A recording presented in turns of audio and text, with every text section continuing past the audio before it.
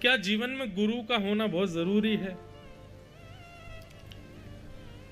लोग ये प्रश्न करते हैं पर इस प्रश्न का अर्थ स्वयं नहीं जानते।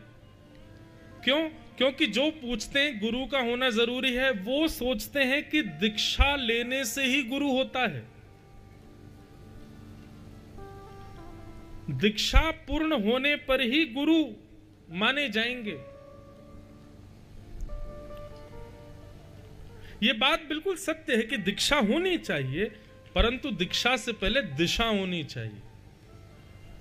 जिस गुरु से आपने कभी दिशा नहीं ली, उसकी दीक्षा लेके भी कोई फायदा नहीं। ठीक वैसे है कि भाई जिससे विवाह हो उससे प्रेम भी तो होना चाहिए। प्रेम नहीं है और विवाह होगा तो जीवन यापन में दिक्कत होगी। ठीक वैसे ही गुरु से पहले दिशा लो, फिर दीक्षा ग्रहण करो। दिशाहीन व्यक्ति यदि दीक्षा ग्रहण करेगा तो दीक्षा कल्याण नहीं कर पाएगी। दीक्षा विवाह है और दिशा ये प्रेम है। हमसे लोग कहते हैं दीक्षा लेनी है महाराज जी, हम कहते पहले दिशा लो। जो कथा में कहते हैं उसको जीवन में लाना प्रारंभ कर दो, और जब ठाकुर जी कृपा करेंगे तो दीक्षा भी देंगे।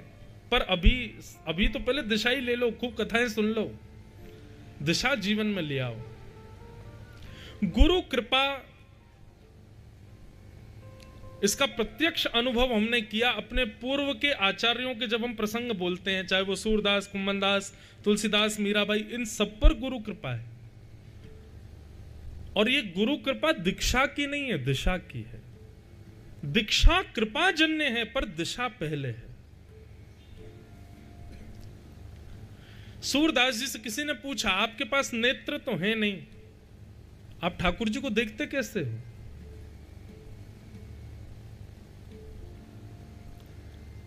आपको कैसे दिख जाता है कि ठाकुर जी ने आज पीली पीतांबरी पहनी है, ठाकुर जी ने आज नीला आड़बंद पहना है? ये आपको कैसे पता चल जाता है?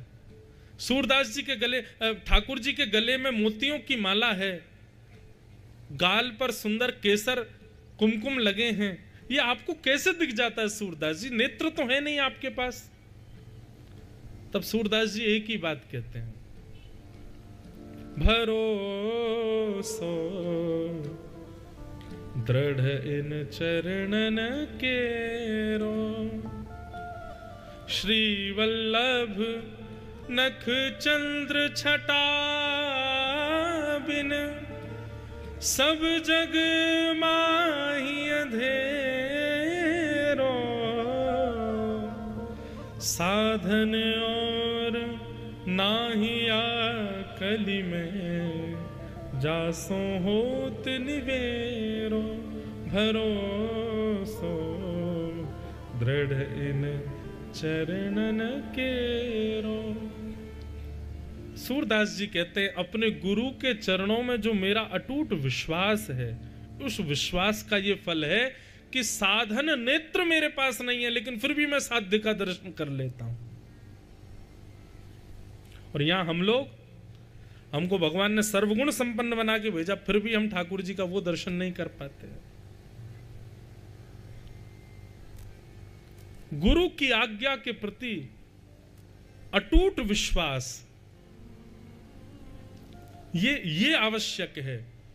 गुरु का केवल हमारे जीवन में होना, इससे काम नहीं बनेगा।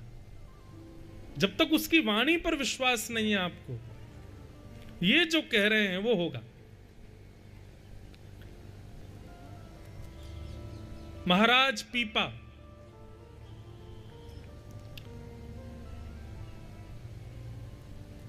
श्रीमद रामानंदाचार्य जी का दर्शन करने के लिए गए, और जैसे दर्शन करने के लिए गए तो द्वारपालों से जाकर के जो सेवक थे रामानंदाचार्य जी के, उनको जाके कहा, मुझे पूज्य श्री रामानंदाचार्य जी का दर्शन करना है। सेवकों ने पूछा, आपका परिचय? बोले महाराज पीपा। भीतर जाकर के रामानंदाचार्य जी से कहा कि द्वार पर महाराज पीपा आए हैं। श्री गुरुदेव भगवान रामानंदाचार्य जी बोले, उनसे कह दो अभी समय नहीं है, चले जाए।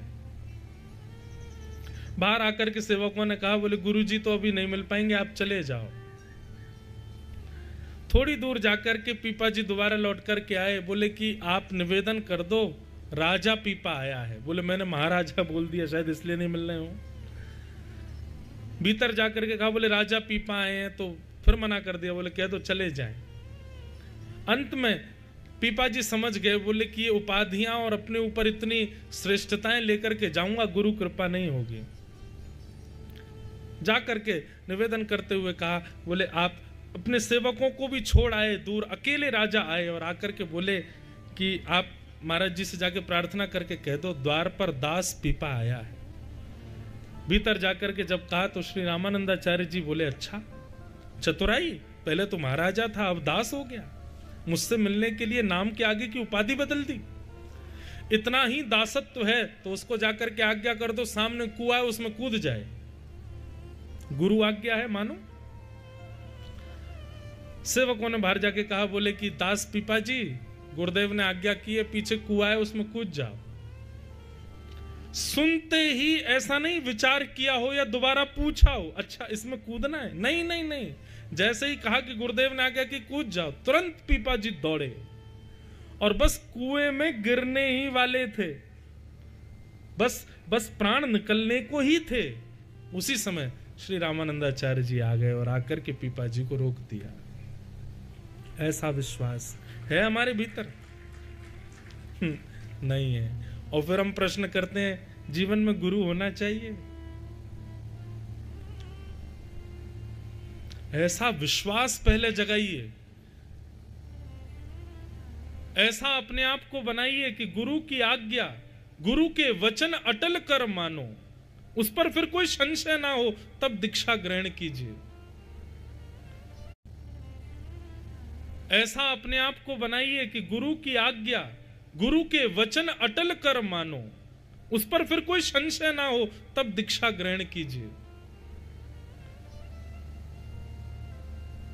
क्यों कल्याण नहीं कर पा रहे? इतने सारे संप्रदाय हैं, इतने श्रेष्ठ श्रेष्ठ महापुरुष हमारी धरती पर हैं, क्यों हम दीक्षा लेकर के भी अपने आप को भगवत सन्निधि के पात्र नहीं बना पा रहे? गुरु में कमी नहीं है, हमारे शिष्यत्व में कमी है, हमारी शिष्यत्व में योग्यता नहीं है।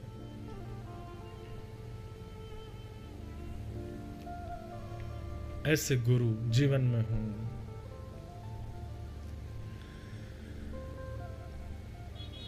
तो पहले विश्वास का निर्माण कीजिए अपने चित्त में।